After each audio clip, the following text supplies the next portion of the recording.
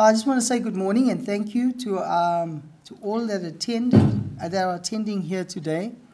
For those who don't know me, my name is David Dickens. I am the CEO here at the DMA. We have our Insights Conference annually, and it's always one of the most exciting times for us. We get to see you, we get to interact with our members, and also coming out of COVID, it's nice to see human faces in the flesh. So yeah, we learn and we listen to your voices, and we get to understand how we're doing, how we're impacting you, and we get your feedback, and it makes us, better and stronger. We add more value, and we understand exactly what you want. So it's nice in the corridors when we're having coffee to listen and to talk to us and share with us your ideas. I just want to get into why we do the conferencing and the objective of today. Our biggest part of our mission is to educate and inform, and this is part of what our drive is about. We want to inform and educate you on the latest trends in digital, in security, and we look for the best in market, and that's what we've done today. So I'm going to say, sit back, listen, learn, and enjoy what comes today in terms of the quality of the speakers and what they have to say to you. So yeah, enjoy that, and we will always take feedback post the event. In terms of our agenda, we've got 5 speakers, and I'll introduce them as we go along. We'll have 3 speakers before tea break. During tea break, we would ask that you go out, enjoy the food, have a stretch, and in 10 minutes or 15 minutes, you're back. After that, we'll have 2 more speakers. Myself, as a third, I'll keep you abreast in terms of what the DMA is doing with its code. And then don't leave early, because the last point is the reveal of the new assegai. The look, the feel, and I tell you, we were very excited, and we truly are blessed that Ogilvy came to the party and said, DMA, let's hold your hand, we'll do this for you. We'll work with you and we'll sponsor you in getting this assegai award re-engineered, refreshed to meet 2023, 2024. And a real big thank you to Ogilvy. I think, I owe a lot to our team, our work team, Ethan, who's been really instrumental in getting the assegais to where it is, together with all the support of our crew that you saw today. And we're not really a big team. There's about 7 of us. People think there's 100 of us, but no. As an NPO, we're all-rounders, and we all roll up our sleeves and we get going. And I think the quality of the work is shining. The assegai has been elevated to the 4th awards in South Africa in terms of marketing and digital marketing. So, I mean, that's a great feather in our cap for where we come from and where we are right now. But without further ado, let me introduce you to our first, speaker. So please come through and share with us the insights. A good introduction. Thank you so much, David, and thank you for the DMA for hosting us today and also being part of the 2023 Insights Conference. It's the first time that I'm attending it, but I think I've had so much going through the DMA's digital platforms. You're able to pick up on the historic events that have happened. So this morning I'm going to give you a bit of a background about who the consumer goods and services are, what we do, and also because we're coming here as marketers, we're coming here as banks and all the digital marketing affiliators, but before we get there, we are consumers in our own rights. So I'm going to give you a little bit of insight on what we have picked up as we were dealing with complaints. We're an organization that is turning 10 this year. The office was established in 2013. and through a code of conduct which was promulgated by the Minister of Trade, Industry and Competition. And then it becomes compulsory. We are in compulsory ombud scheme. Every organization that trades in the goods and services industry is obliged by law to sign up to this organization. So who are we? We, as I say, we have established, in terms of the Consumer Protection Act, every industry can actually start their own ombud scheme. We are an alternative dispute resolution body, and I'll show you where we fit into the whole consumer protection or the dispute resolution fraternity. There we'll see how we come in. We were set up in terms of Section 82, subsection 6 of the Consumer Protection Act, and the Office of the Ombud, our mandate is to mediate complaints. So as business, you are in the forefront of offering services, offering goods to your consumers. We are on the other hand now where things go wrong. We don't always want things to go wrong, but they do. And when they do, consumers, we always advise them that they must go back to where the services were started or the service was, or the goods were given. We are an escalation level. After the consumers, your consumers have come to you and they are not happy about how the complaint was handled, then they escalate to us. We come in then to mediate. So I've now started talking about our offerings.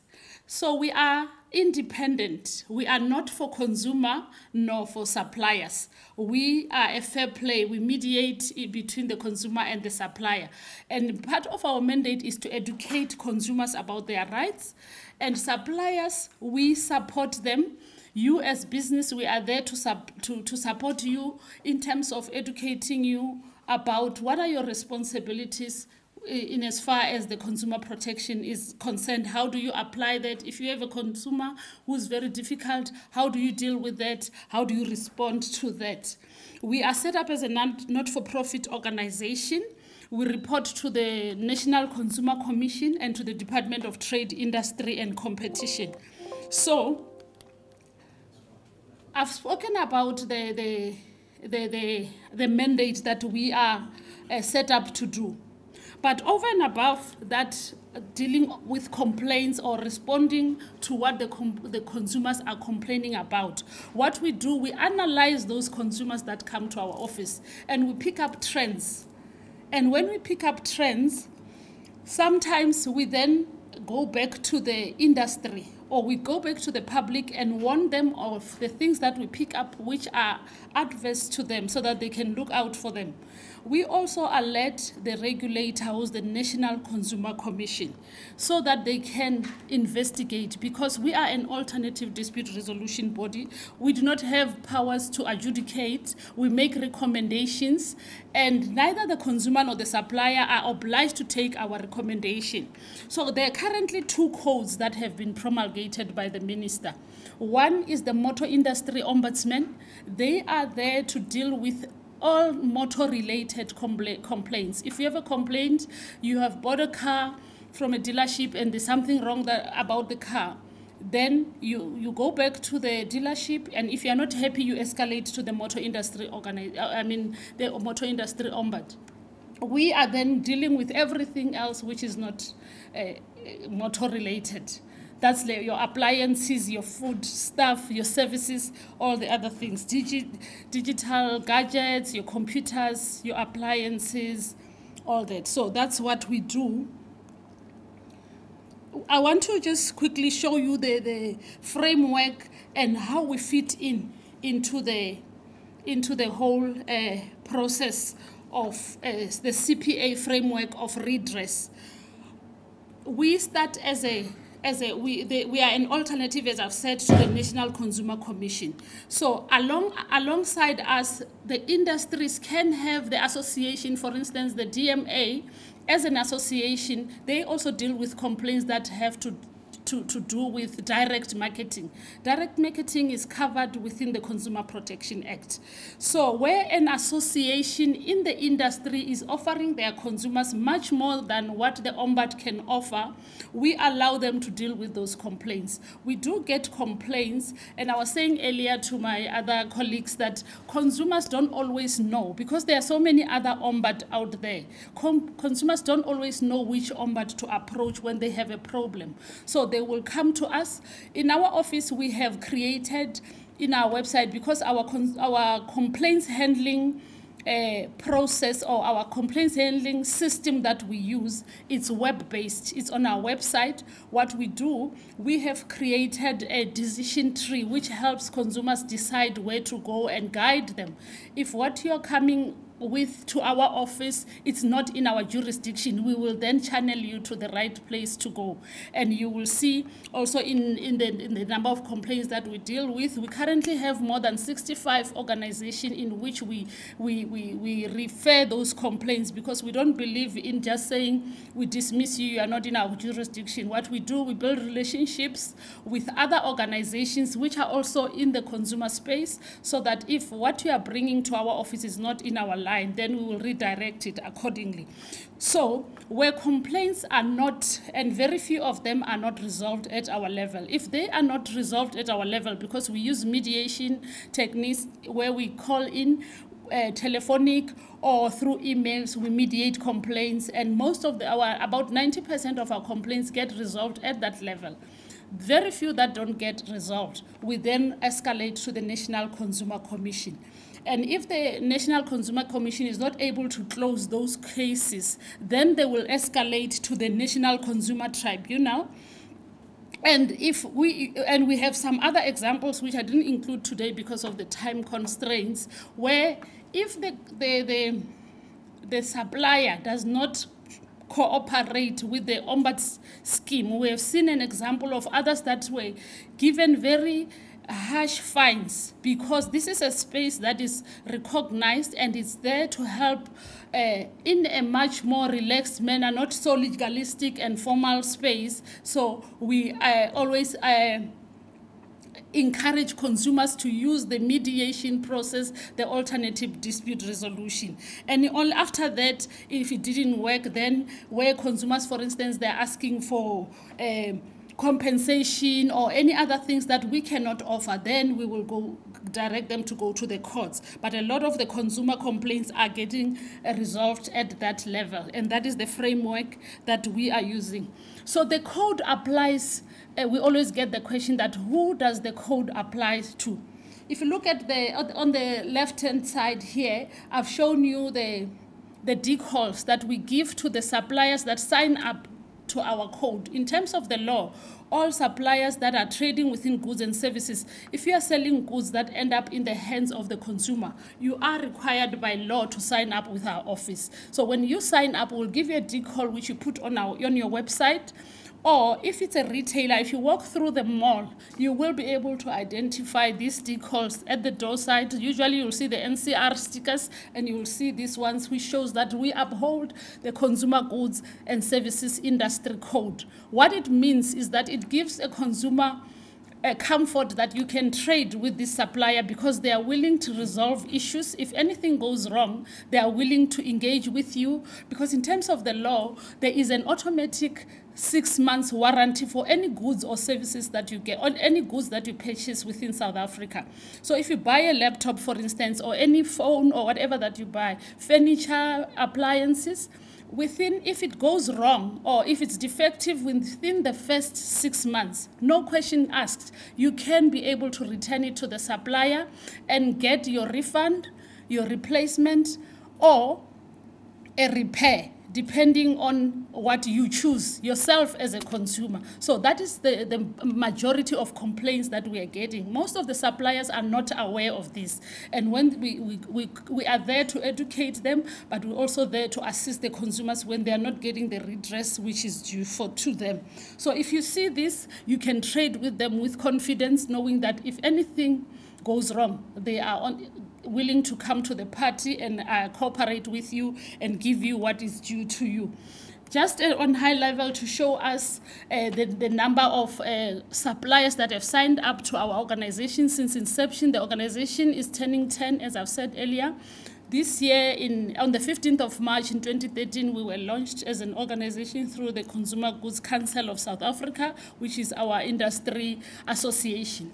They have launched the office.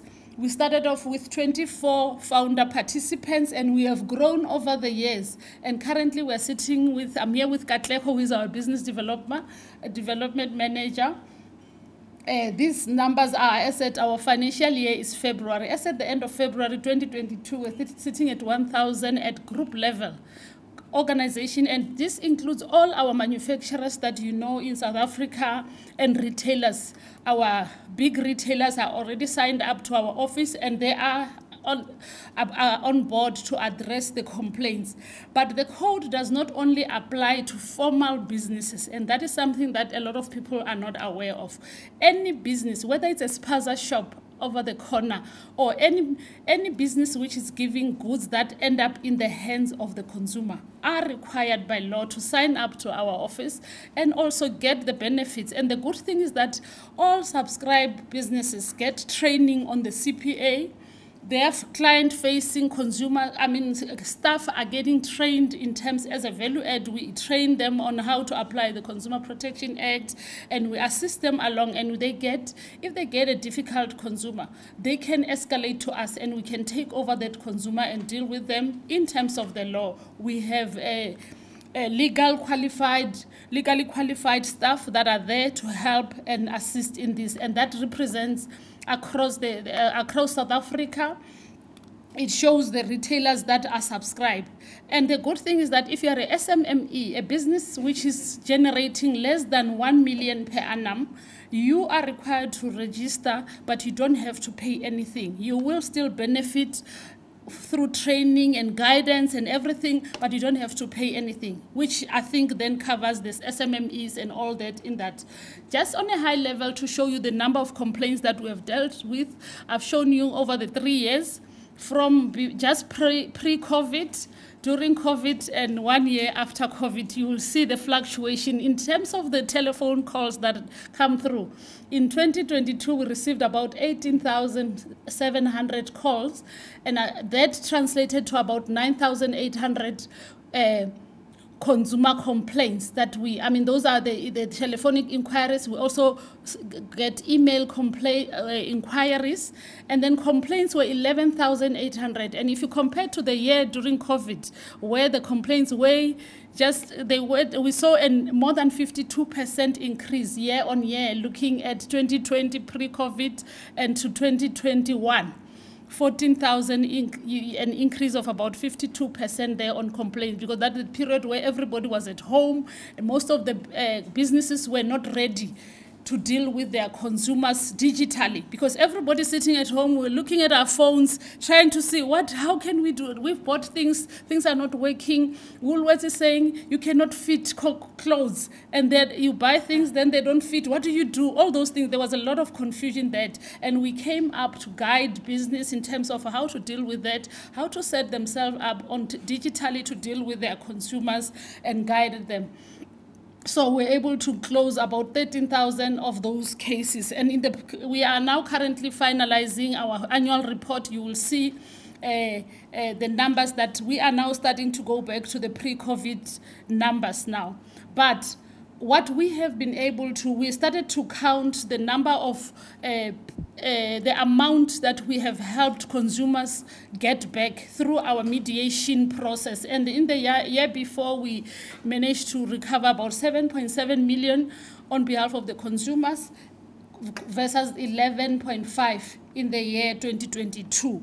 So that is the amount when we quantify the amount of complaints that we are receiving and what the consumers are claiming. We started to give that. So this slide here shows what are the consumers complaining about. And if you look at the 2021-2022, goods are still the highest in terms of what consumers are complaining about.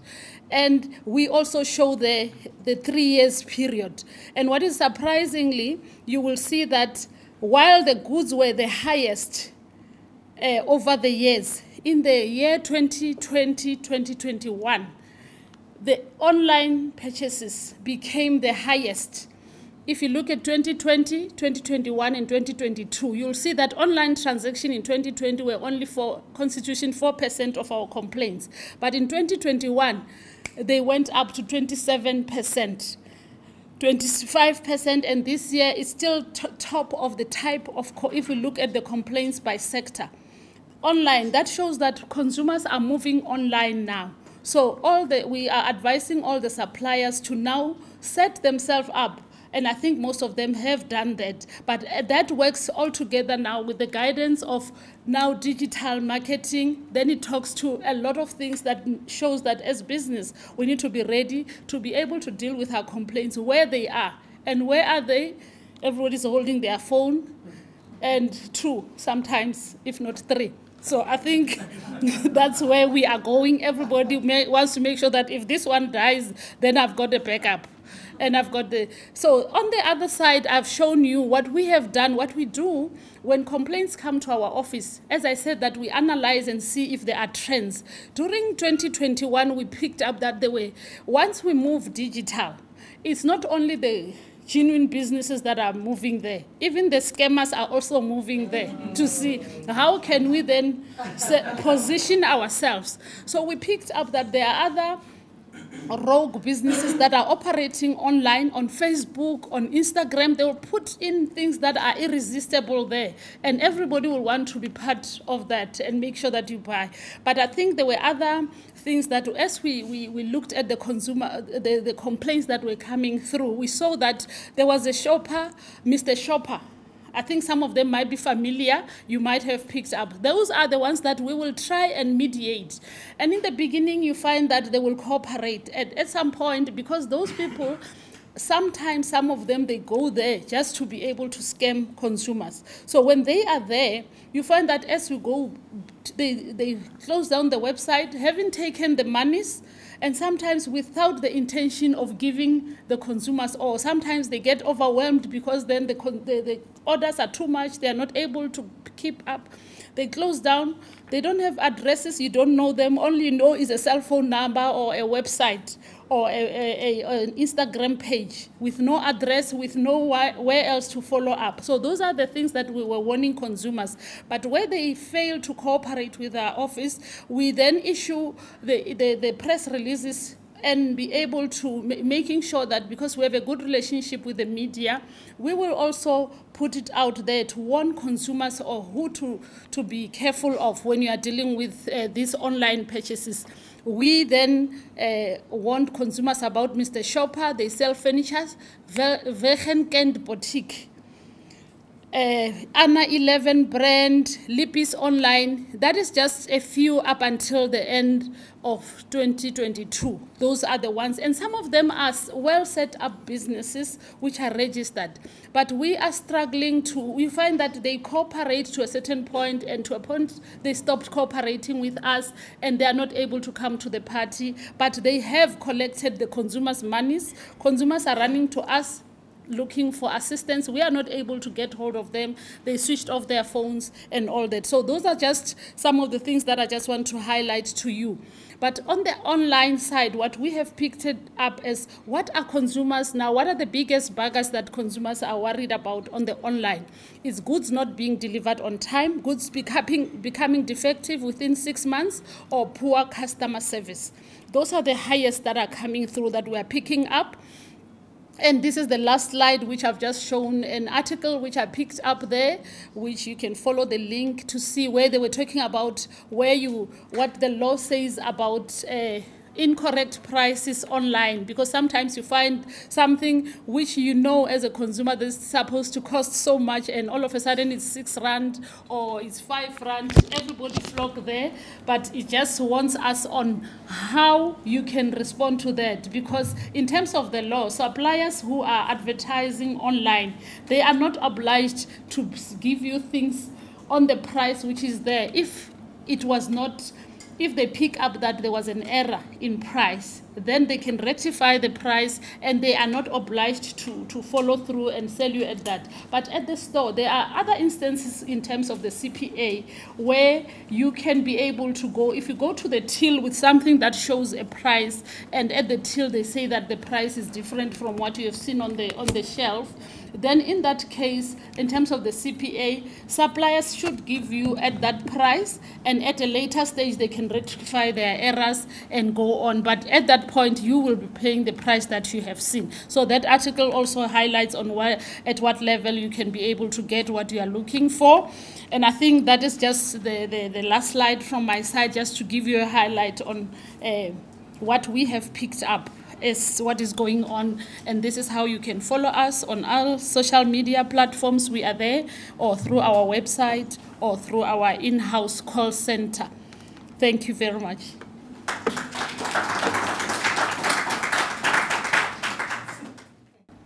We're going to move swiftly on to TymeBank, which now moves and plays in a digital space. I want to introduce to you from TymeBank, Linda Appy. Thank you very much for that introduction, Ethan. Okay. So whilst the slides come up, it's actually quite an interesting day for me today because it's actually my 3-year anniversary at the bank, and I literally joined. I was telling the ladies earlier, I literally joined just, I think, a week after the president had announced that we were going into COVID. And at that time, I'd literally only met my boss, the CEO, and the HR director. And my team. I had to meet online. So I did a few things just to orientate myself, like going to an empty office and just walking around and seeing, well, what is this business about? But it's been quite a ride.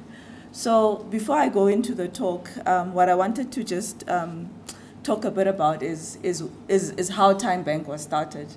So we've got 2 founders, so Koen Jonker as well as Jart van der Walt, and they've always had this passion around driving digital, financial inclusion, especially for the lower end of the market. So it started off as an idea between the 2 of them. They made some promises, they got some, money together. And then what happened is that the Commonwealth Bank of Australia then came on board. And the product that they were selling at that time was actually called money transfer. So before there was TymeBank, there was actually this fully fledged business called money transfer. And then over time,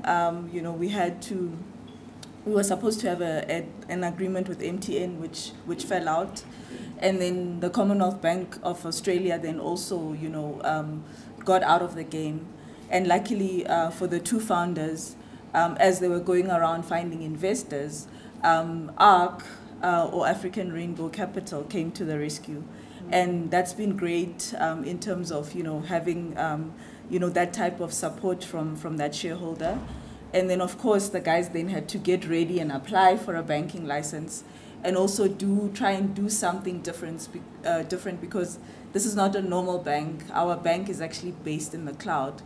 And for us, that obviously comes with a lot of mistrust already, because this is new, this is different, it's digital, and also is my money safe in the cloud? So I thought it was quite interesting listening to the talk earlier, based on just some of the things that we get, or some of the feedback that we get from customers. We've moved on from that.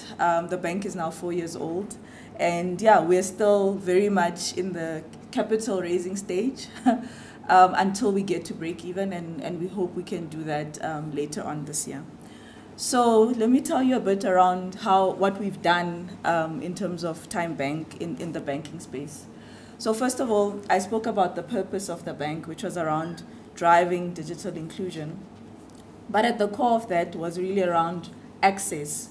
So how do we give people who are underserved or who are not in the financial services sector or financially active access? And I must say, innovation as a value is at the heart of everything that we do. So telling you a little bit more about the bank. So first of all, It was a disruption at the time that it was launched in terms of the business model. So first of all, having to host the bank in the cloud.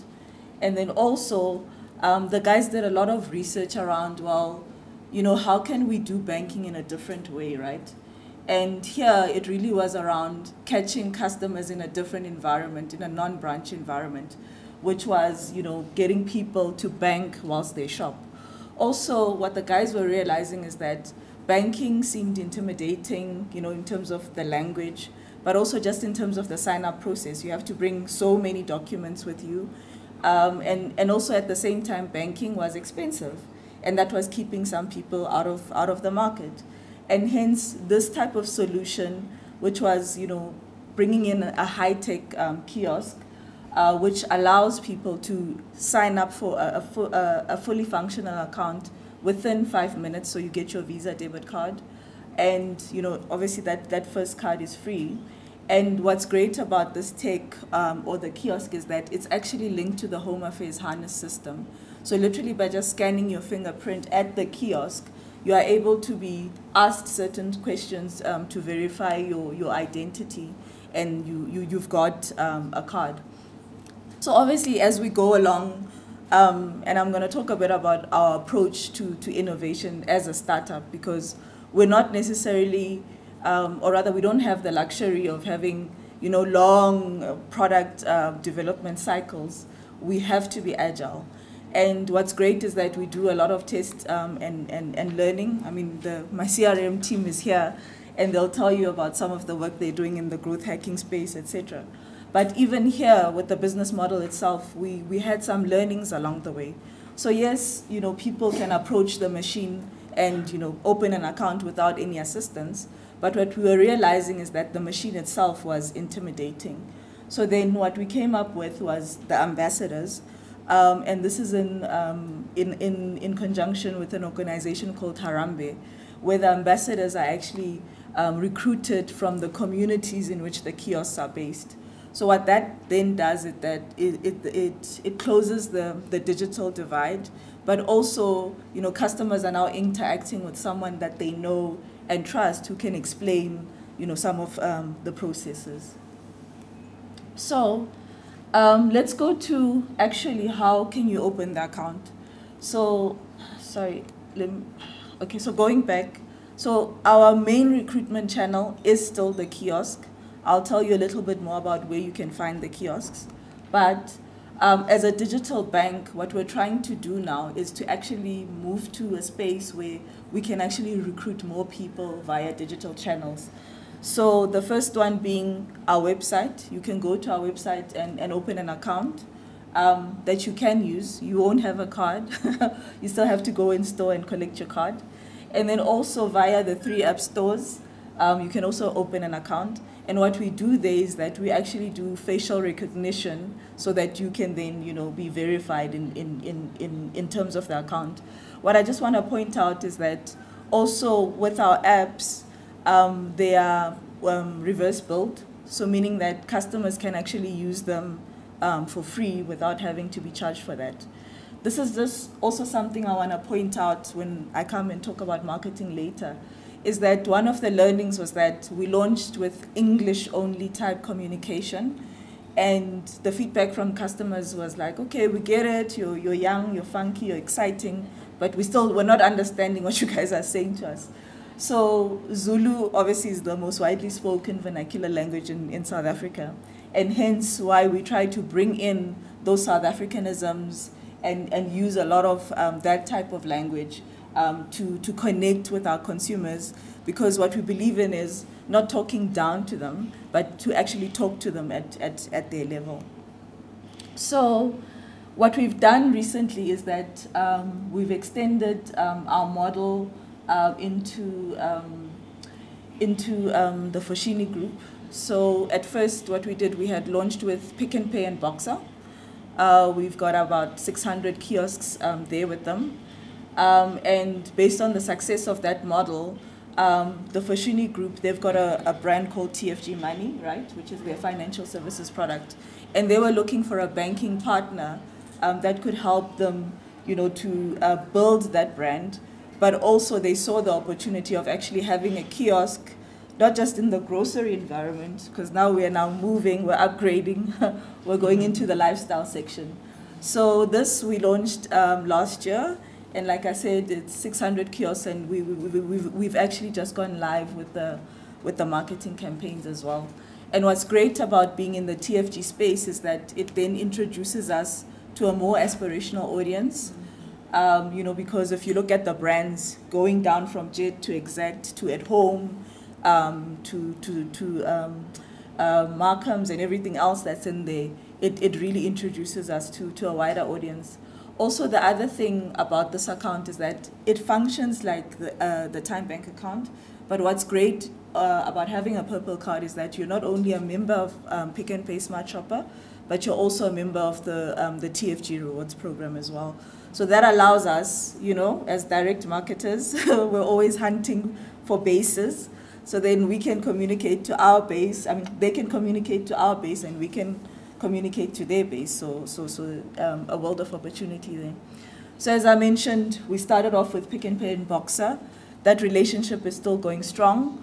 So this is about 676 kiosks. And what I want to say to you guys, we don't have a branch. So this is essentially our equivalent of a branch. So by bringing in TFG, we then added 600 more kiosks. So if you're a Time Bank customer that opened your account at a Pick n Pay, there's nothing stopping you from getting help from a kiosk that's at TFG. And then also we've got our partnership with the ZCC, and they actually have a specific card which we call the ZCM card. So we so far have 100 kiosks. We literally announced this partnership just before COVID, and we've had to, you know, press pause on it because of worries around, you know, having, you know, super spreader events, etc. Like even this year we were meant to go to Moria, but there are concerns, so we're not going. So hence why the kiosk number is so low. So what I would talk about in this slide is that unlike other banks, what we realize is that we can't do it on our own. We have to tap into the distribution system of a partner and the brand equity of that partner. So hence why we're so precious about using the partnership model. So the slide, shows just the amount of work we've had to do. So I literally joined April of 2020, which is here. And if you just look at the amount of products by month that we've had to launch every month, and this speaks to being agile and how we've had to work.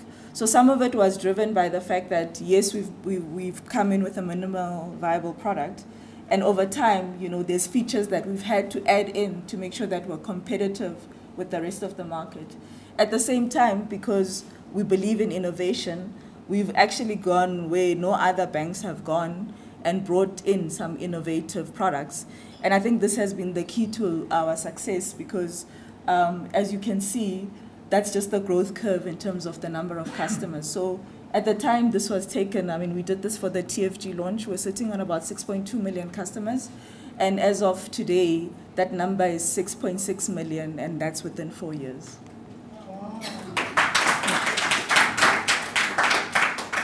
Thank you. So let's talk a little bit about those weird products that we launch. And we do this on purpose because we don't have a lot of money. So we shout loud, we show up in a different way, and we have to be creative about how we do this.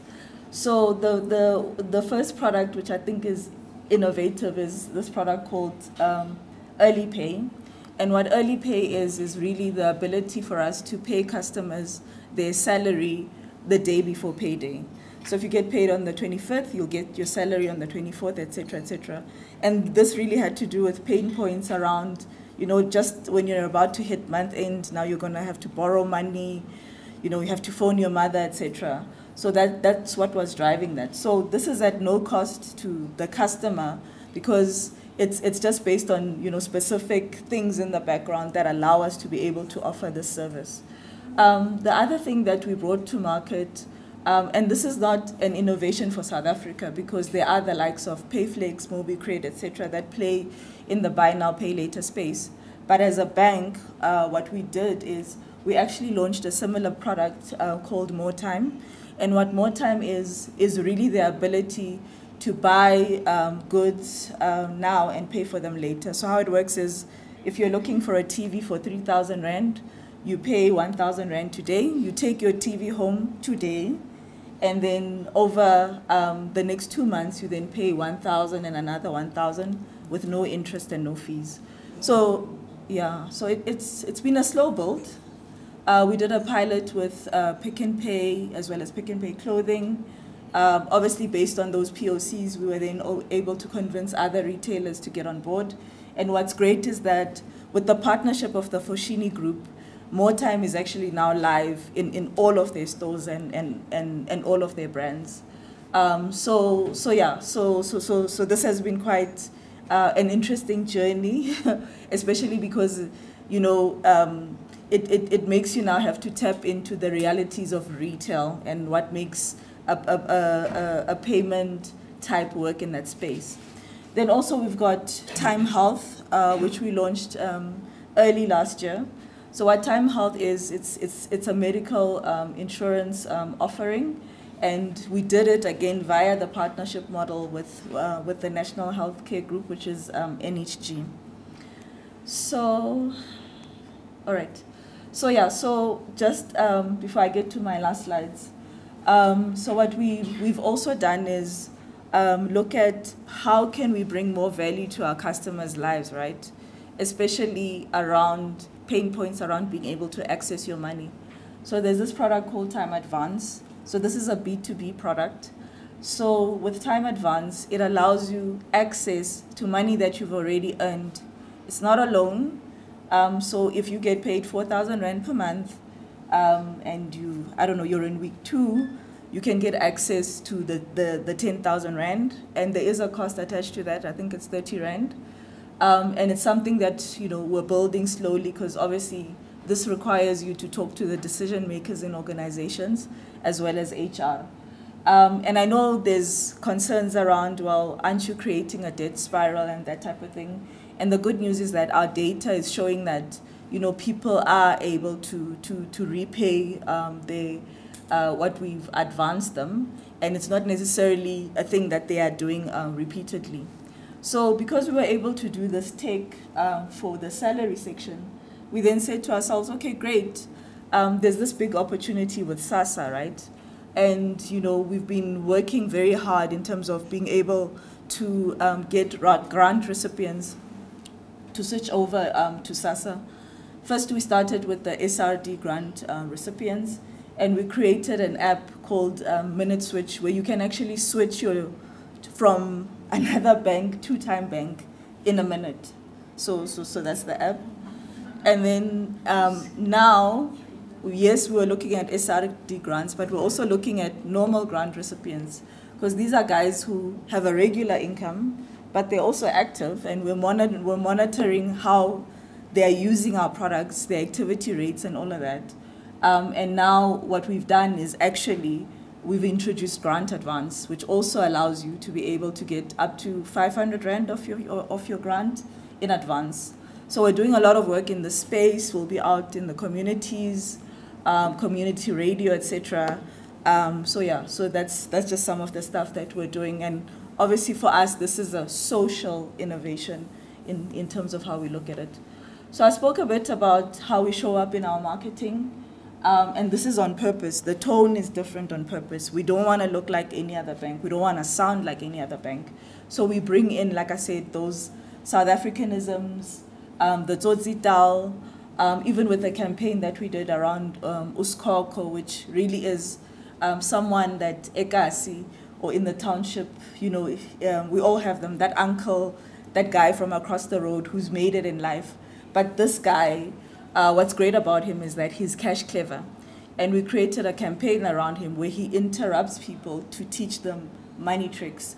And it's been quite great having this relationship with him, because even when we've got him on a retainer for social media, and every time Skoko steps in, the sentiment just goes through the roof. And he's been great in terms of the work we're doing around SASSA, because he creates a lot of the content in terms of how people can switch and things like that. So yeah, that's just a bit about, you know, our tone and how we make sure that, you know, we're not showing up like other banks. What I didn't mention is that our business has mainly been retail banking based. So the core product being a current account, it's a check account, but it also comes with a savings product called Goal Save, which you can actually save up to 10% interest, you know, in this very challenging environment. But what we're recognizing is that we actually no longer want to just be seen as a challenger bank or a small bank. We want to play with the big boys, and hence why, you know, we've built business banking, yes, but not to the level that we wanted it to be. So in recognition of that, we then acquired a company called Retail Capital, a fintech down in Cape Town that actually provides business funding to SMEs. And that's been all approved. So Retail Capital is now a division of Time Bank. And with that's really a show of force from our side to say we want to make sure we're heavily you know, strong from a retail banking point of view, but also from a business banking point of view. So yes, still the fastest growing bank in South Africa and counting. And 6th strongest banking brand. Like, my team knows I'm not happy with this. Yeah, I want to get in there with the big 5. And yeah, just in closing, so we've done all this, and this business model, believe it or not, is one that gets us a lot of interest, even overseas, because in more developed markets they don't have the kind of problems that we have as developing countries. But what it means is that we're actually more innovative in terms of, you know, finding solutions. So what's great about this business model is that we've taken it the way it is, and we've just launched a second bank. So this is a Time Bank, but obviously we had to localize it for the Philippines. And yeah, and it's also doing well. And our mission is to actually take this South African innovative model and take it around the world. Wow. Yeah. Our next guest speaker is Dale Heffer. When I started my advertising agency, Chili Bush, seems like hundreds of years ago, I very quickly realized that the handbook for sorting out difficult solutions did not exist. People think that in an advertising agency, the creativity comes from those trendy, tattooed, and pierced people up in the studio. No, no, no. The creativity, the real creativity, comes from the management working in the trenches, trying to find solutions to problems. And I'll mention just one problem I had when I started my small business. Back in the days, and you're probably all too young to remember, but before the internet was a real thing, we used to have to create things called litho-positives and litho-negatives. This meant actually doing the artwork, then going to what they called repro houses and printing out the enormous material that then had to physically get delivered to the newspapers or the magazines or whatever. Now this meant I had to spend hours in my little Toyota Taz going and waiting at the repro houses while they did the stuff and then printing it out. I'd have to check it, and then I'd have to get in my car and go to the Star, which was in the middle of the city, or go to the Beeld, these really dodgy areas. And this meant I was forever driving around in the sort of semi-darkness and darkness. And I was forever getting attacked in my cars. Whenever I was at a robot, blow me down, bam, my window would get broken, my phone would get stolen, I'd get pulled out my car. It was just not viable. So I realized I needed a solution for this. But of course, my business was brand new. It was tiny. I couldn't afford a security guard. That was out of the equation. I couldn't even afford a new car. So I had to think creatively.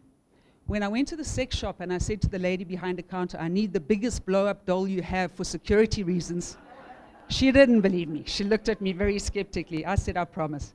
Anyway, she gave me this great big enormous blow-up doll. I immediately named him Percy.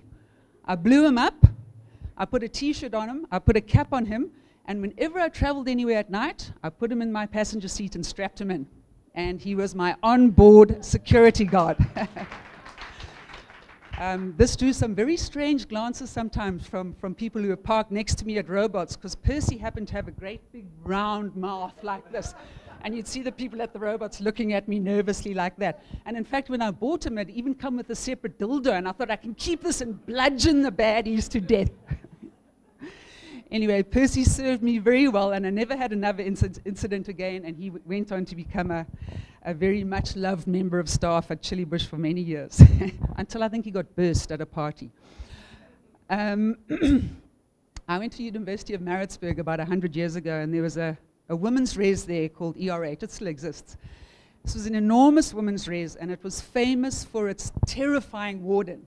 This woman took no prisoners. She was enormous, and she was the first and most important rule of this women's res: no men allowed in this res.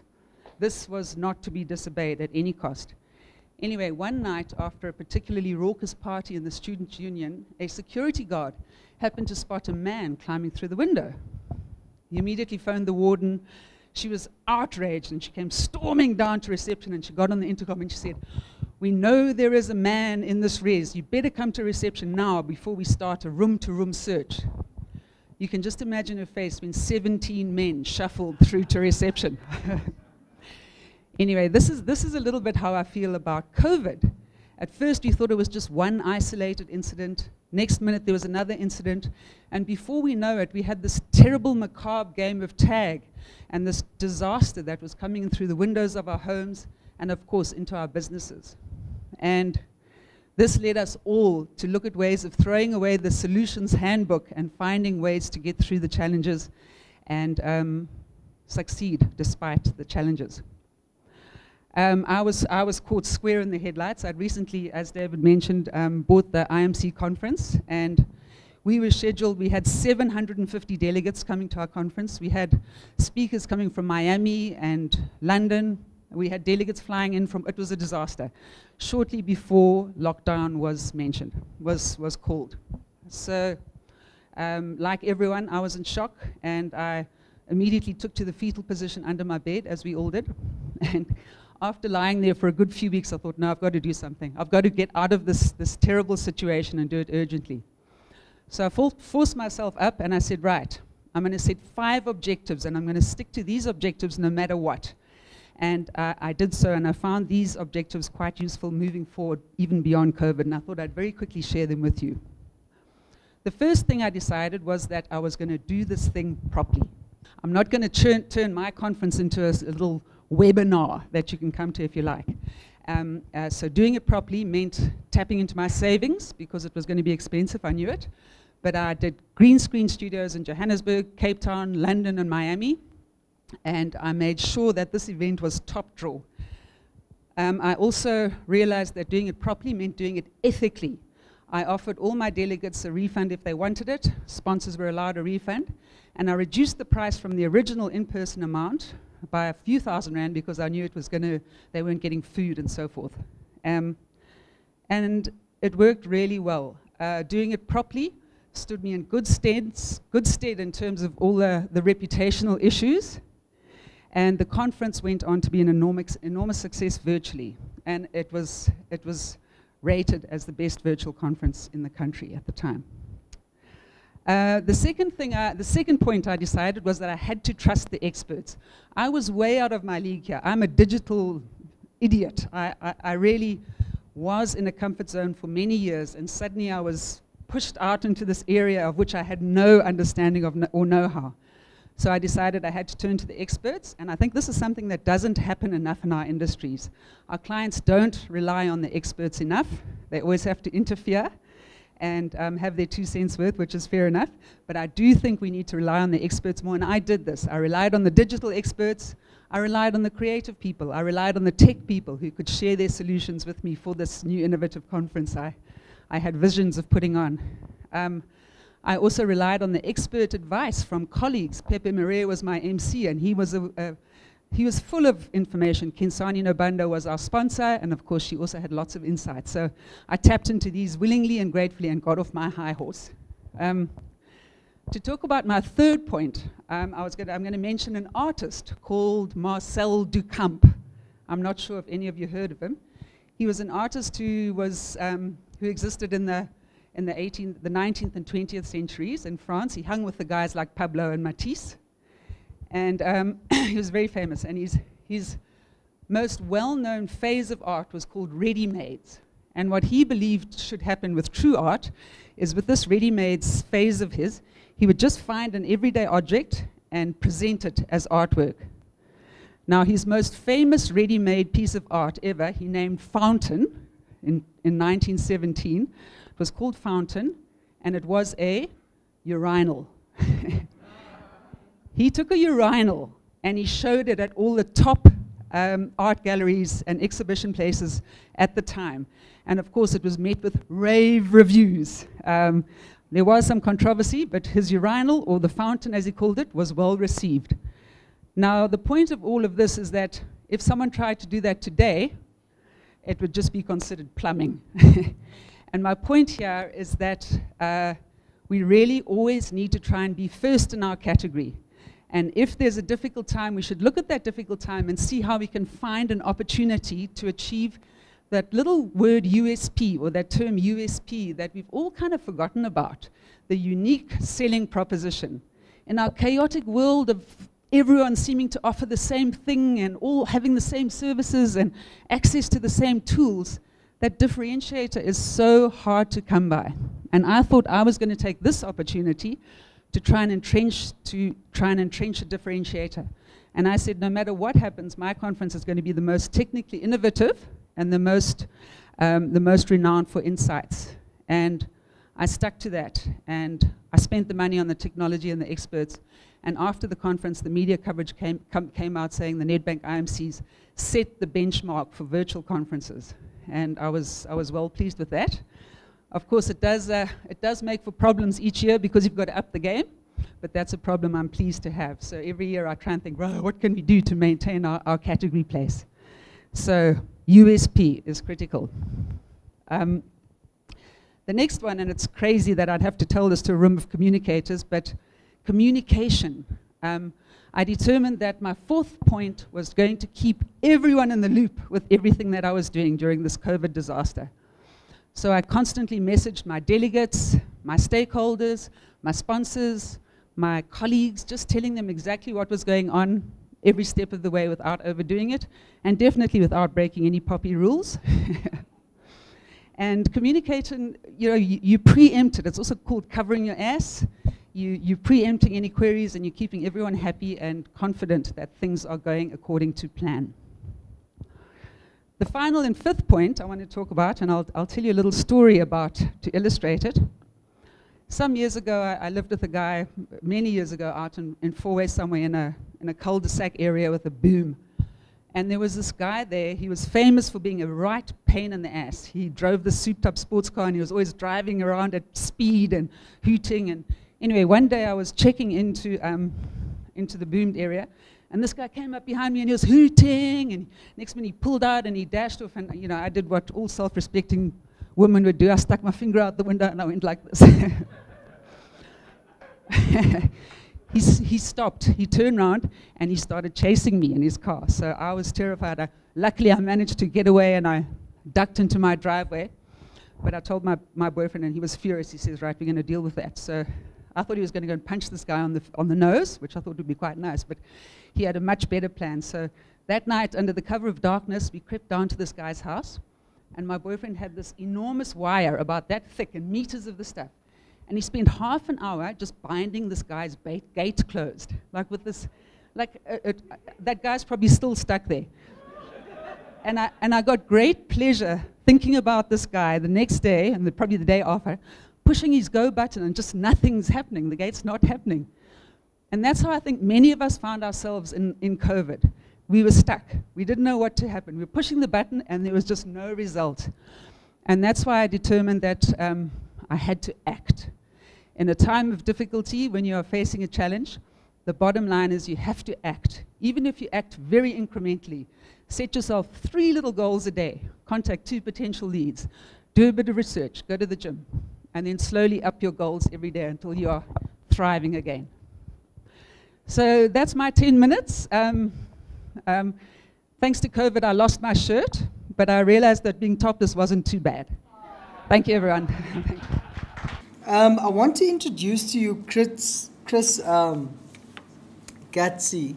My name is Chris Gatsi. I'm from Cyber Protec.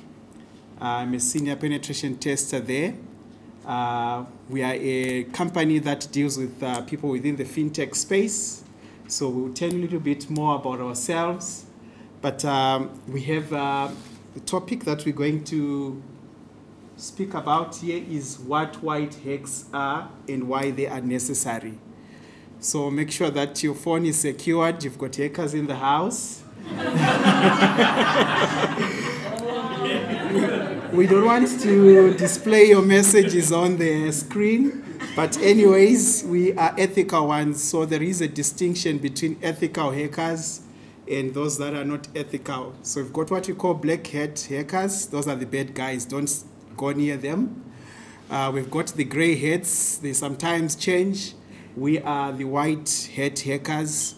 Hence, we are talking about white hacks and why they are quite important within the marketing space, within the fintech space.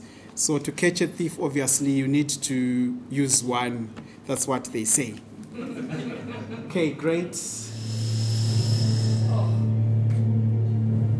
After all that hard work, 12,000 dominoes, we were marketing, we made some very good sales. We were top of the market in terms of sales. We marketed our products well.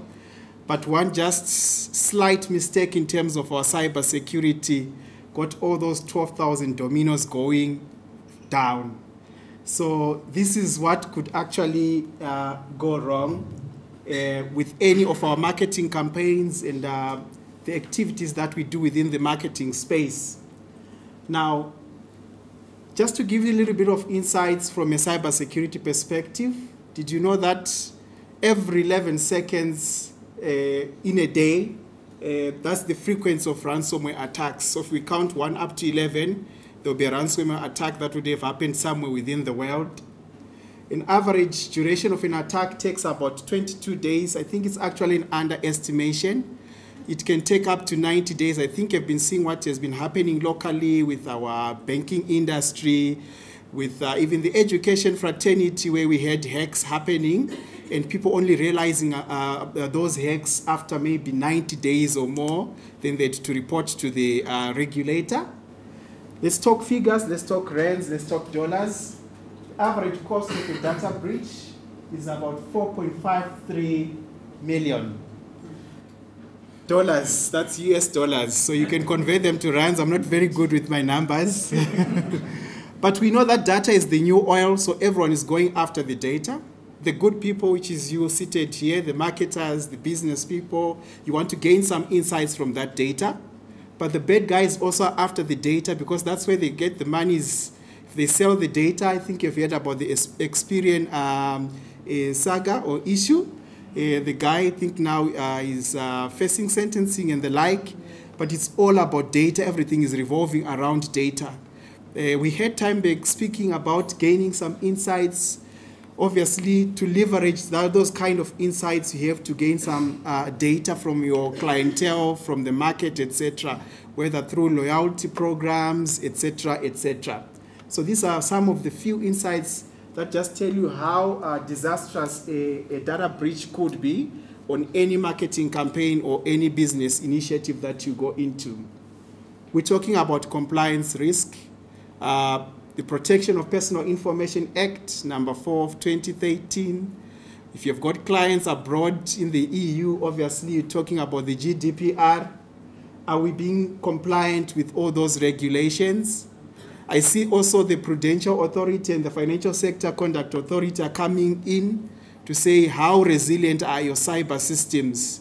They've actually issued recently a joint standard that speaks to cyber resilience and certain risk assessments that they would want all financial service providers to adhere to. I think some of us would be familiar with that.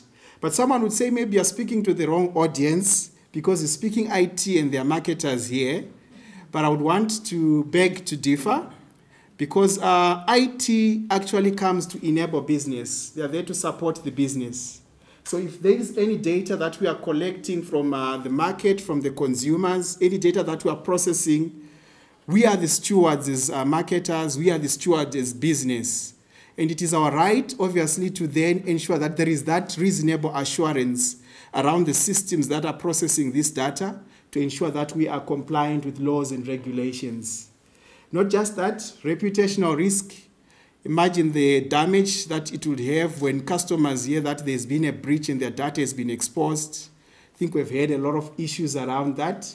So that could actually put us out of business in terms of continuity. It could bring us into disrepute and impact, obviously, the operations that we undertake. All right, who are we as CyberProtect? So as CyberProtect, we are a SMME. We are a company that deals with IT assurance. We deal with IT governance. We give advisory and assurance services in the IT governance space. We also deal with IT risks. And finally, we also do cybersecurity services. And we are glad to be part of this gathering. Already, an introduction has been made. I'm not going to go through this. So I'm a seasoned speaker. I speak at ISACA conferences, the CISO Africa conference. I'm going to be speaking also at the IT Web conference that is going to happen in June. I've worked with a number of entities, and under CyberProtect, we have had a huge clientele across the fintech space, from telcos also, MTN Group across their various entities within Africa. We have done cybersecurity governance and assurance services for them. So I won't go through this. Let me just move to the content. I've been timed. I don't want to go outside the times that have been allocated to me. So in terms of IT governance and assurance, we help businesses with strategic development. We're hearing that we are moving from keeping our data maybe on-premise to the cloud. We're talking about expanding our digital channels in order to reach out to the wider audience and maybe bottom of the pyramid, like we heard TimeBank is doing. We do some governance gap analysis to see in terms of your IT governance, what gaps do you have? We come up with a roadmap for you, for your organization or entity, and we design or develop what we call an operating model that would ensure that you are effective and efficient in terms of your use of your IT, whether in marketing or business operations. Data governance, quite key, and with some legal implications. Most of the times we are quite excited just to collect data from the consumers. We want to gain those insights. We want to gain that competitive edge. But do we know what we're really collecting? If we don't know what we are collecting, obviously we are already having a problem in terms of minimality. The Popeye Act, those 8 conditions, I call it AppFides, so accountability, minimal collection that you need to do, the data subject being involved, etc. Those 8 conditions of Popeye. So we help our clients to look at their data life cycle from the time you're actually collecting data. Do you know what you're really collecting? Are you not over-collecting that data? How we then have metadata around that data, securing that data. Obviously, data subjects have got that right to come and say, how have you processed my data from the time you collected it to the time that you actually dispose it. So we do help our clients in terms of data governance. It's one of the elephants in the room. Everything is data, whether from a security perspective, from a marketing perspective. If you don't have data and you don't understand your data, then you have challenges. We also do IT audits. I think most of us are familiar with these ones. We look at your general controls surrounding your information systems. So obviously the people, the processes in place, the organization. We do application control reviews. So if you're using any marketing applications, if you've done some fast tests around those applications to ensure that they are not vulnerable to hackers, have you checked whether those applications are secure enough?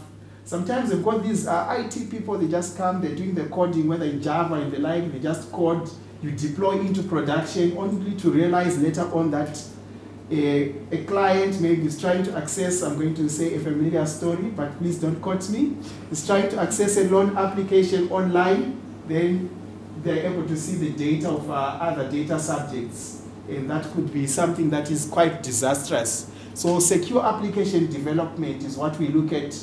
We look at all the processes from the time your IT teams are developing code to the time it's actually put into production to ensure that there is security around data. We also do CATs, computer-assisted audit techniques in data analytics. From ERP systems, we take those dumps, we check for you and get some insights from that data. We look at the data quality and all those things. Great. Risk management, quite critical. Everything also revolves around risk. We are risk takers as marketers, as business people. So in terms of IT, we're trying to look at the risk within your IT information systems, whether it's hardware, whether it's software, whether it's your people. We do those risk assessments and try and establish where you've got gaps, and then we give the appropriate recommendations around risk management. There is something that is evolving that we would call emerging risks, like third-party risks. They call them also supply chain risks in other contexts. Obviously, as marketers, you're using third parties in one way or another. And those third parties definitely would impact how we actually do business. If there is a breach at a third party, it will subsequently impact you as the data collector. So obviously there is this third party who's coming in as an operator, but you are the responsible party in terms of POPIA. So third party risks, we are experts in that area. We guide you through not just looking at an SLA to say, okay, they've given us assurance through an SLA. If you've done the due diligence to actually go deeper and check whether if you are going onto the cloud on AWS, are the mechanisms in place in terms of securing your data? Are there failover mechanisms? Should there be a breach within those particular systems? It's an area that we need to think as business and go and ask those questions to IT to say, do we have these things in place? If not, then definitely we need to do something. Right, I was dashing to this because that's what actually lies at my heart, which is cybersecurity. We do what we call vulnerability assessments and penetration testing. I'm going to actually give some few examples of what we've done with some of our fintech clients and what we've found out. Some things that maybe sometimes you'll be amazed to say, does that actually happen? So with one of our clients, we managed to do a vulnerability assessment on their IT infrastructure.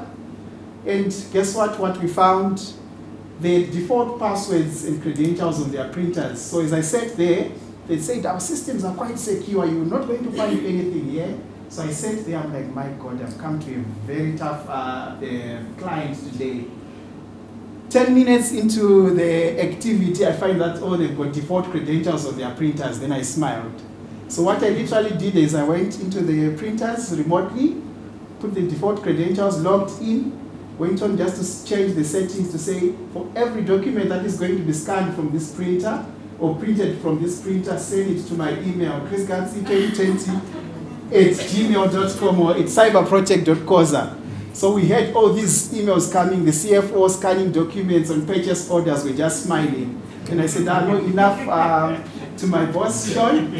Let's stop it from here. Then we just presented to the client, just to show you that IT could be porous in some way if we don't look at what we call cyber dynamites. And cyber dynamites are those small things that we often overlook. We're looking at the bigger picture, but we're forgetting those small things that could impact us.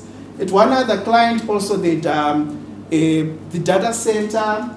From that data center, we managed to go in because they never put any authentication. So we could scan and zoom the cameras. We could also actually change the temperature for the data center. So if we wanted to cause a denial of service attack, we'd just have changed the temperature and say, okay, only when the temperature has gone maybe to minus 20 degrees, then you can ring the alarm. So even if a fire then triggers within the data center, nothing will then happen. So it's those small cyber dynamites that our IT people might not be looking at, but us as business, we need to go and ask those valid questions. Okay, let me move on to phishing simulations. We do conduct phishing simulations. We know people, I wouldn't call them the weakest link, but I would call them maybe the first line of defense, our people. So I was meant to actually demonstrate today, but just due to limited time, I was just going to show you with a virtual machine how we do the phishing simulations using open source. We send in emails as a campaign. We craft them in a nice way. If we're dealing with time bank, we put the nice logo of a time bank. We put a name for a person. We put a domain that is closed, or we can say time with a small e at the end. Apologies. So with an extra e at the end, then we roll out the campaign. It will show us who actually opened the email, who actually clicked. If they put their credentials, the credentials come back to us. Then we sit with business, we sit with IT, and get to have tailored training for those particular people, because there can be a link that could actually cause harm to our enterprise. Data privacy, we do assessments, gap analysis on data privacy. We help you to close those gaps in terms of data privacy. We know POPIA is at hand, we know GDPR is at hand, so we look at all those things. Quite important, and also something that is often overlooked, cyber crisis management. I'd be lying to you if I say your systems are 100% secure, or they will not be attacked at any point in time. It's just a matter of when they'll be attacked and how.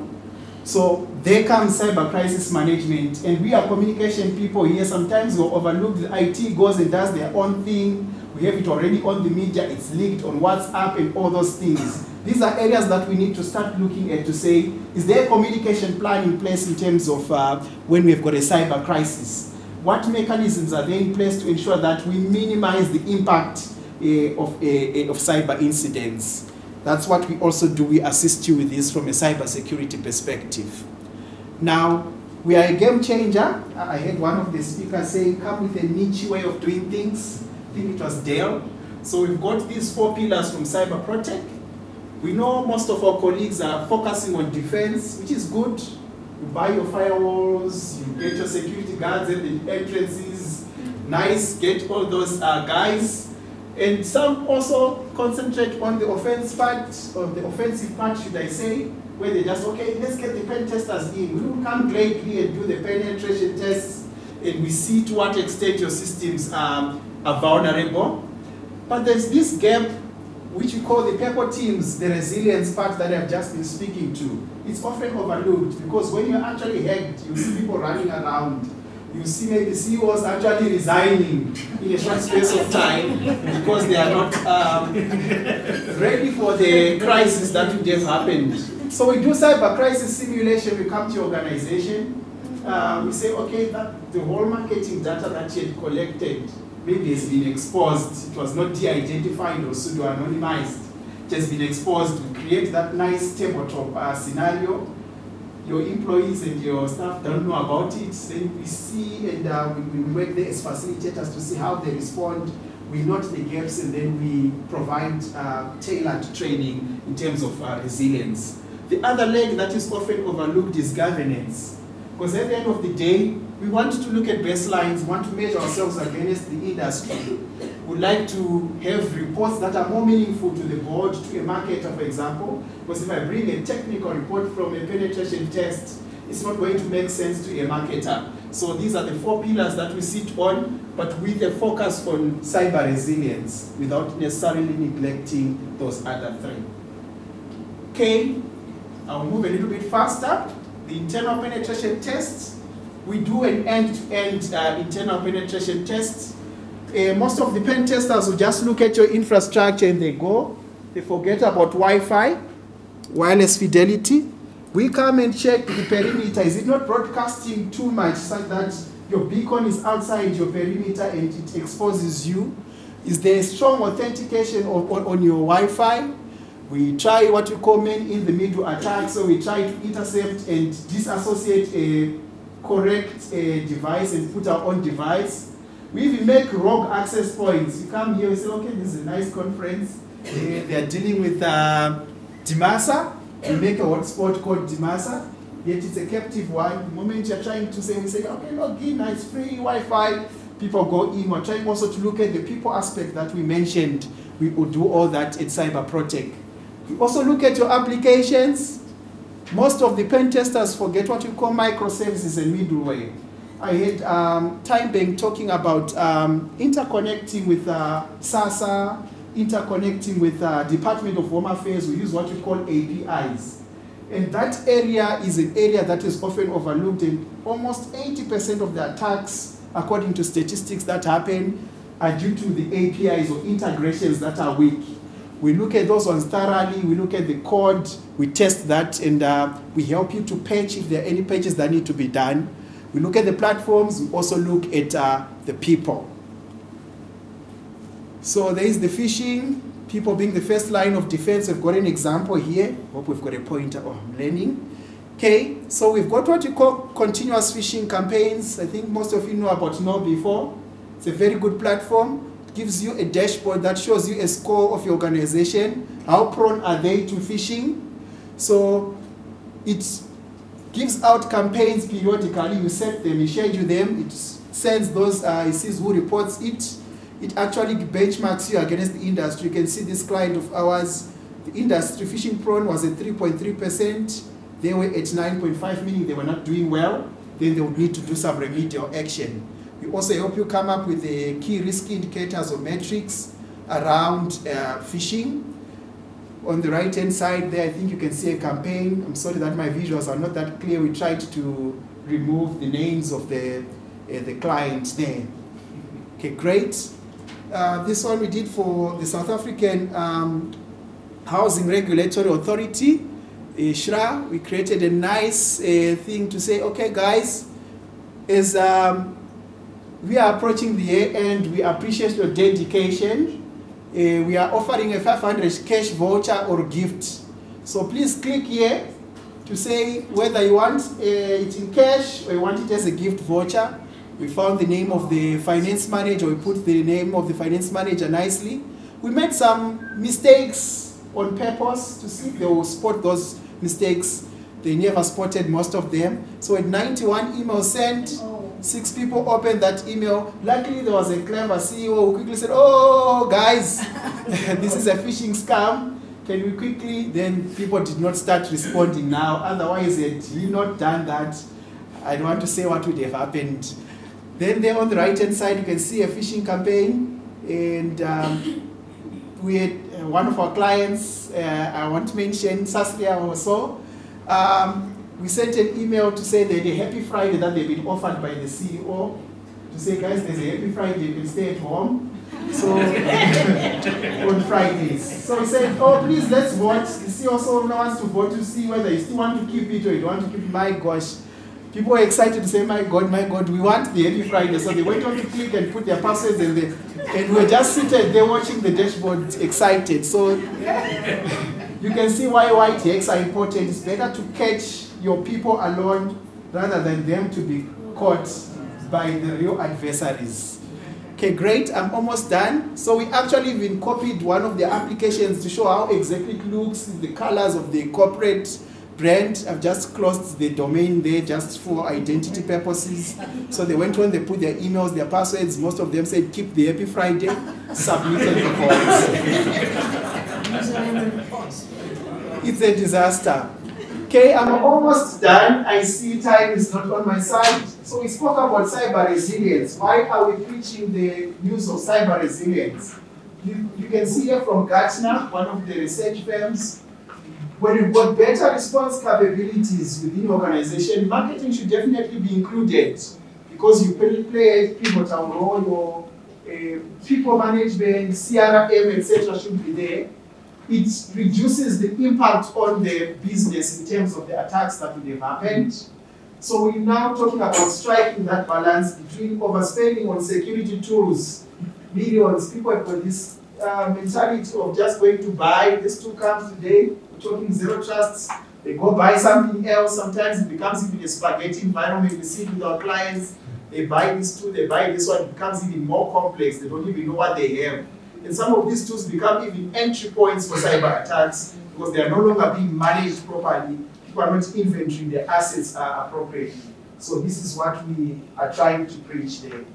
There is our way of doing things. We understand your business, obviously. You are the best author of your business, so we listen to you carefully.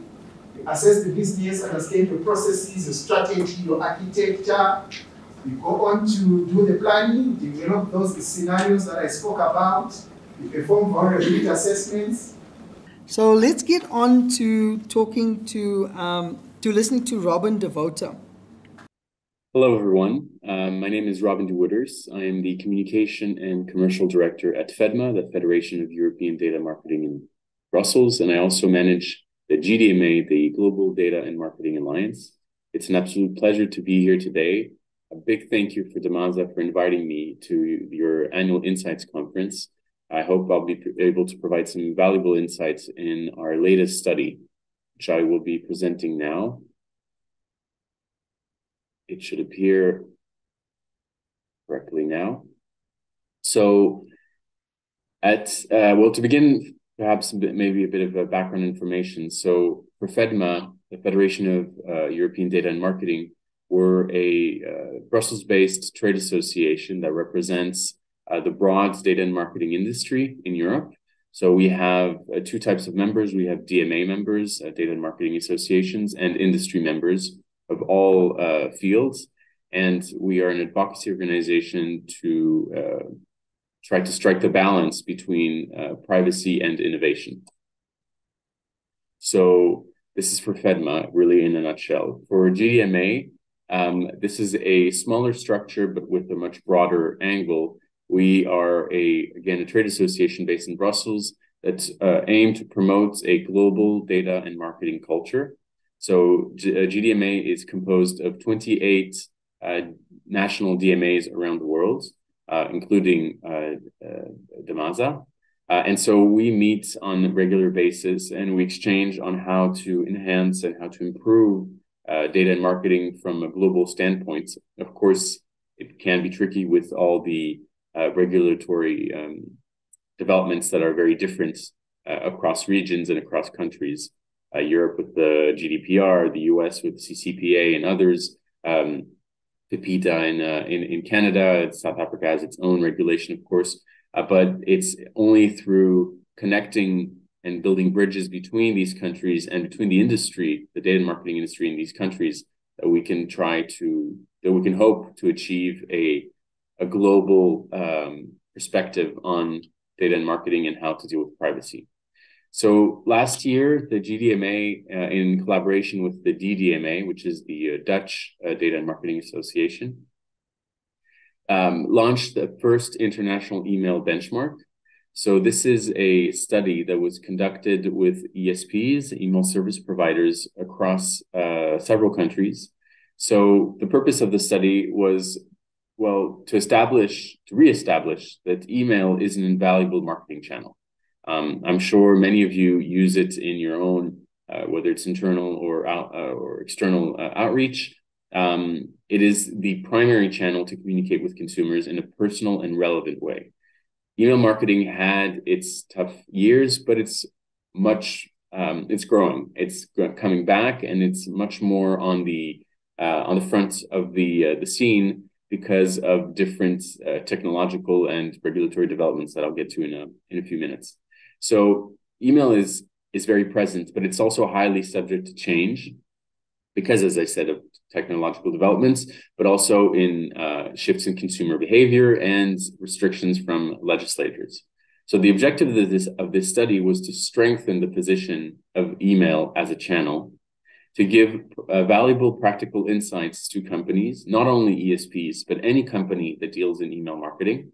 I'm sure many of you, as I said, are reliable on this. And thirdly, to provide an independent baseline measurement of the current state against which organizations can measure their own practices. So you can see through this study how your own email marketing figures, statistics, compare to those in the study. And of course, the more participants we have, the broader the study is. So of course, we are relaunching this study this year, and we're looking for new partners and to expand to new countries, including South Africa. So just kind of like as an overview, this study comprised of 21 email service providers across Latin America, Canada, Belgium, the Netherlands, and the UK. So giving some nice proportion, and we're, of course, as I mentioned, looking to expand.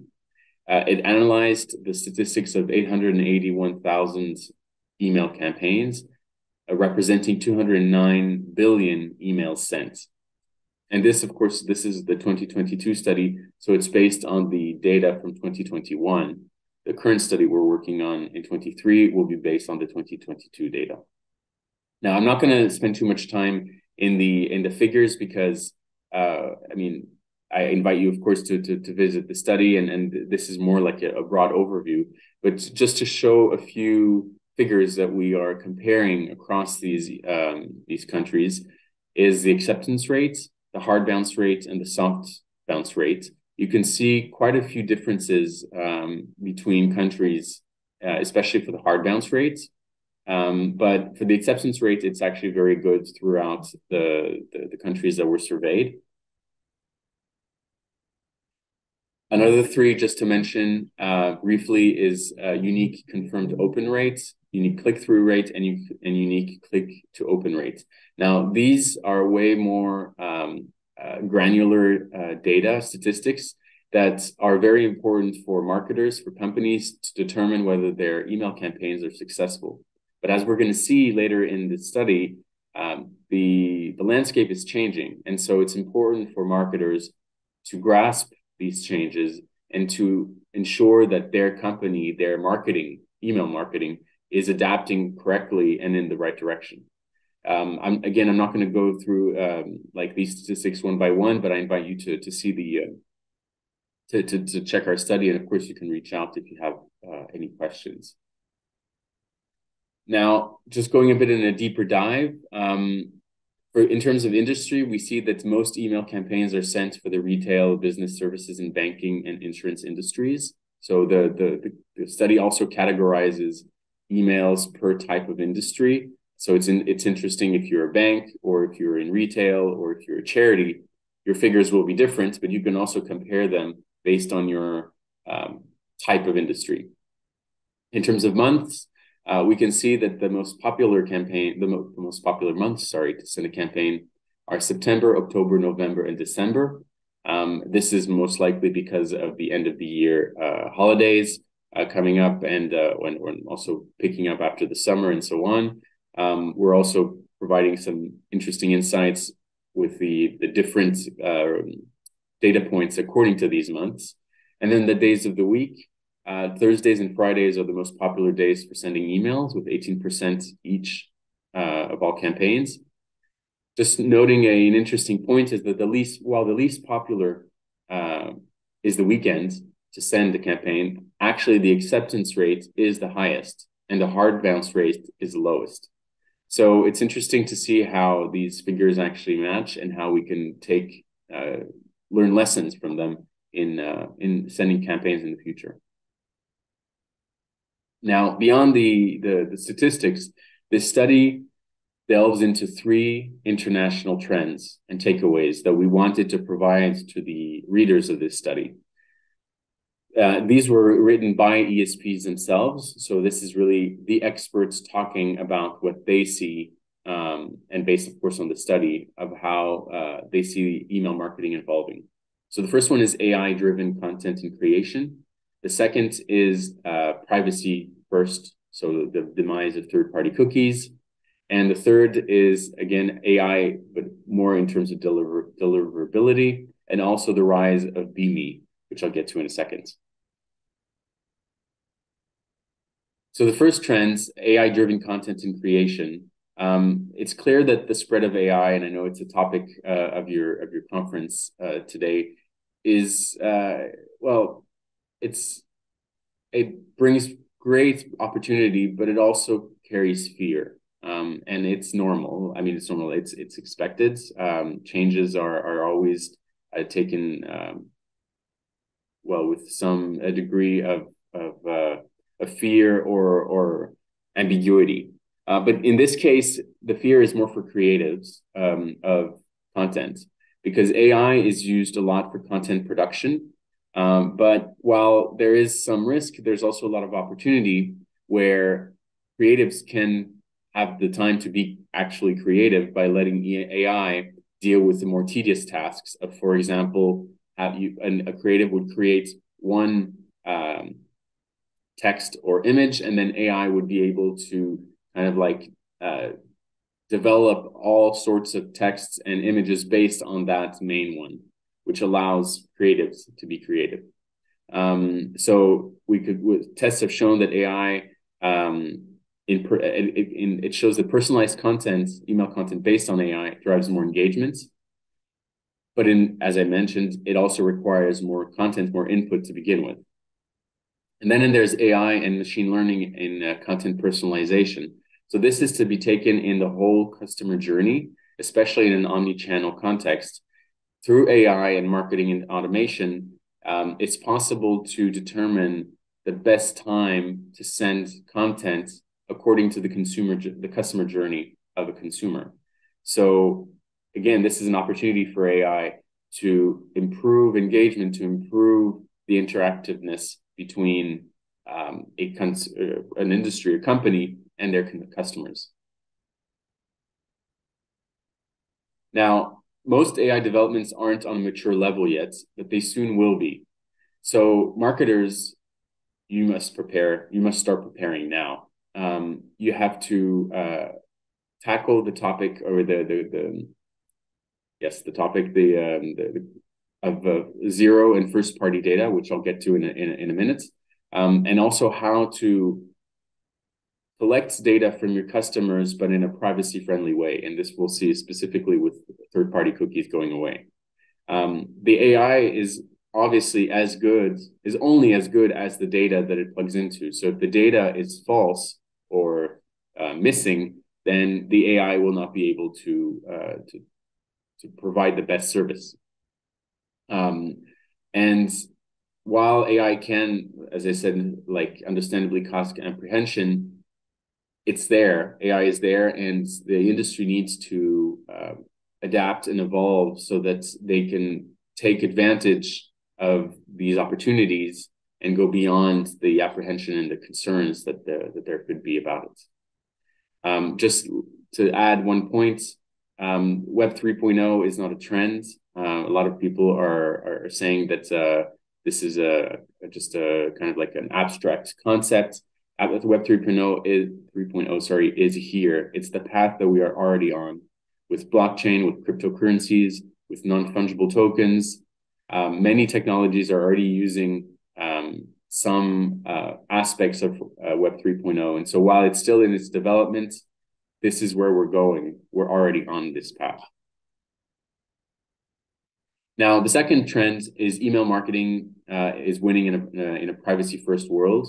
So this point is about Apple's mail privacy protection. So as you may know, in 2021, Apple introduced their mail privacy protection, or AMPP, to provide Apple Mail users with more privacy. It's had a huge impact on open rates, like to open rate ratios, open time, IP address, and many more. It's really kind of destructured the way marketers could kind of examine and analyze how an email marketing campaign was faring. So how to deal with AMPP? Well, marketers need to consider looking further than open rates and click-through rates and so on to analyze the statistics that are not impacted by AMPP, but also by collecting data that is not based on third party, so that they can be more reliable, so that the data is more reliable in how to best approach the data, even though the KPIs are not as useful as they once were. In a litmus study in July 2022, it was shown that 57% of email opens are in Apple products. So this is more than half emails. Of course, several countries will have differing levels depending on the use of Apple products. But as a rule of thumb, it's about half of all emails. So of course, the question also is, how other players will follow suit. Will Microsoft and Google follow Apple in this trend? In this step to broader privacy? This is, of course, anyone's guess. I would argue that you have to look at the audience of these players. So Apple has always been a very consumer-friendly company. They want to be seen as the champion of the consumer. They want to be seen as really having a direct connection with their customers as a one-to-one in a B2C model. Whereas Microsoft with Outlook and Google have a much more business-oriented audience. So it would be very surprising for them to follow in these footsteps, or at least to that extent, because it would hurt their audience, which is companies. And if you look at Google, for example, they're the ones that really created the spam filter a decade ago. So for them to implement such a change, such as AMPP, it would kind of go against all their work in spam filtering. But of course, only time will tell what happens in the next few months and years. So without third-party cookies, marketers will need alternatives. And this is how important first-party and zero-party data is. So this data was supposed to arrive little by little. I'm sorry if everything is appearing all at once. This is how Zoom provides this. But so just kind of like a background on zero-party and first-party data. So zero-party data is deliberately and proactively shared by a customer by using quiz, polls, surveys, preference centers, and so on. So that data is voluntarily given by the consumer or the customer into what they're looking for. First-party data, on the other hand, is collected directly but passively through a CRM, website, navigation, social media, and so on. So it's still given directly, but in a kind of passive way. And these two types of data, are really those that marketers want to deal with, and to leave third-party data, behind, which is data that is collected indirectly and very often unknowingly by third-party companies about consumers and customers. So now is the time for marketers, for companies, to future-proof your marketing and data strategy.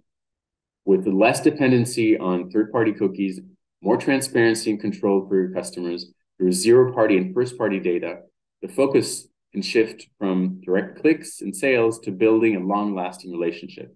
And this is the point about also dealing with AMPP, is that in the end, if you have a good relationship with your customer, and you know they're coming back because they're buying more products or ordering more stuff or having more interaction with you, in the end, does it really matter whether you have a good click open rate or click-through unique rate and so on? So instead of asking how you can collect data, the same information from your customers, ask your marketing department or your email marketing department, what do you want to do with the data? How does it benefit the consumer or the customer? How do you obtain it? And how does that bring value to the customer? And this is where email has always been and is perfect to gather zero-party and first-party data. So email marketing is crucial, especially in a world without third-party cookies. This is just an example, gamification. So gamification is a kind of fun way to collect data in a zero-party. So, for example, if you send an email and you include a quiz or a poll that says, what type of chocolates do you like to eat on the weekends? And that person will say, I prefer white chocolates, or I prefer with hazelnuts and so on. That's data, valuable data for, of course, maybe a company that sells chocolates, that is given completely directly, completely voluntarily in a zero-party data way, and it can provide valuable insights to a company. So just to quote an expert in the field, Beata Lins, so the big challenge is that a lot of companies still work in silos. And there's the email marketing channel, there's departments, there's the telemarketing, perhaps there's the online advertising, the direct mail, and so on. What's really important now is for marketing departments to work in unison, to work together, instead of fighting for revenue about who's doing it best, because it's only by putting all this data together that you can have the full picture and enjoy the benefits of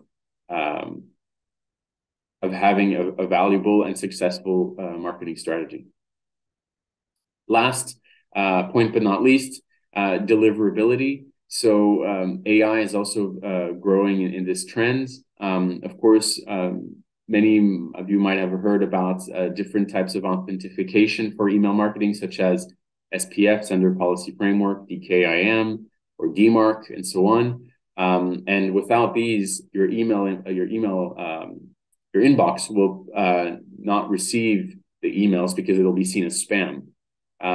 But another player that's really growing is BIMI. So it stands for Brand Indicators for Message Identification. And this allows, you can see the before and after image here on the right.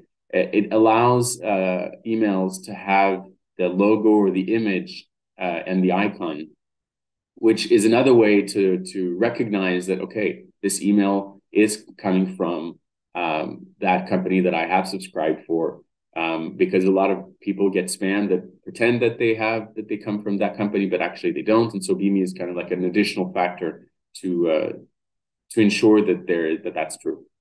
Apple is supporting BIMI, and Gmail, AOL, Yahoo, and Verizon have already adopted it. So it's already being used across the board. So that's really it for the 2022 study. I just would like to finish on the 2023. This was just an overview. I invite you to, of course, to check the study. But we are working right now, as I speak, in the next edition.